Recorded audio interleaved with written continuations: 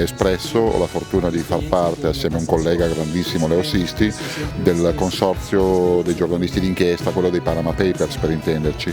Questo permette di lavorare in rete, nel senso insieme, in un'unica squadra, con in questo momento più di 400 giornalisti di tutte le più importanti testate del mondo, dal Washington Post al Guardian inglese, al Le Monde, al Paese, e poi giornali indiani, fantastici giornali sudamericani, e con cui ci si scambiano documenti. Io trovo un personaggio del Paraguay e scrivo al giornalista del Paraguay e lui mi chiede chi è l'italiano che gli viene fuori a lui, e in un secondo hai magari il documento, io ce l'ho già, glielo mando per email. È una cosa bellissima, è un lavoro, è come se il mondo del giornalismo stesse reagendo alla crisi unendo le forze, senza competizione, lavorando insieme per un po' per servire i lettori, per servire l'opinione pubblica.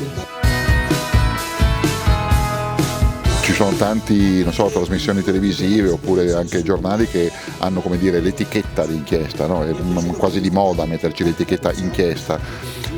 Il contenuto dell'articolo invece di inchiesta, magari l'inchiesta più bella la fa magari il piccolo giornalista di provincia di Foggia che ha la mafia in casa e non ci sono ancora stati arresti, e lui è il primo che la denuncia. Quello, capisci, va al di là della etichetta ed è sempre più difficile, perché i giornali sono sempre più in crisi economica proprio, hanno sempre meno entrate sia di pubblicità che di copie vendute, hanno sempre meno mezzi, quindi ci sono sempre meno giornalisti in redazione, sempre meno giornalisti tutelati col posto fisso che possono permettersi di lavorare 1 mese o 2 mesi su una storia, e invece il freelance è costretto ogni giorno a portare a casa una notizia magari superficiale. Quindi sono sempre meno giornalisti che fanno un lavoro vero d'inchiesta, con mezzi anche. Fare giornalista d'inchiesta significa anche spesso dover viaggiare, dover vedere fonti, dover pagare per avere, non so, 5.000 pagine di atti da scannerizzare con l'OCR, vuol dire spendere soldi. Se poi ti danno le paghe medie nei quotidiani sono 30 euro articolo, è un disastro.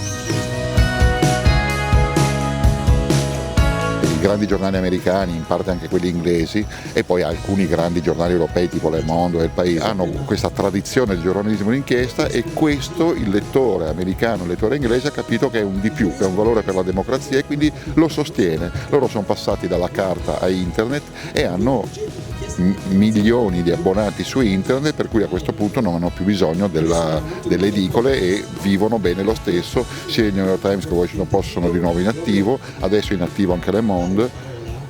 Qualche speranza c'è, in Italia al momento però zero.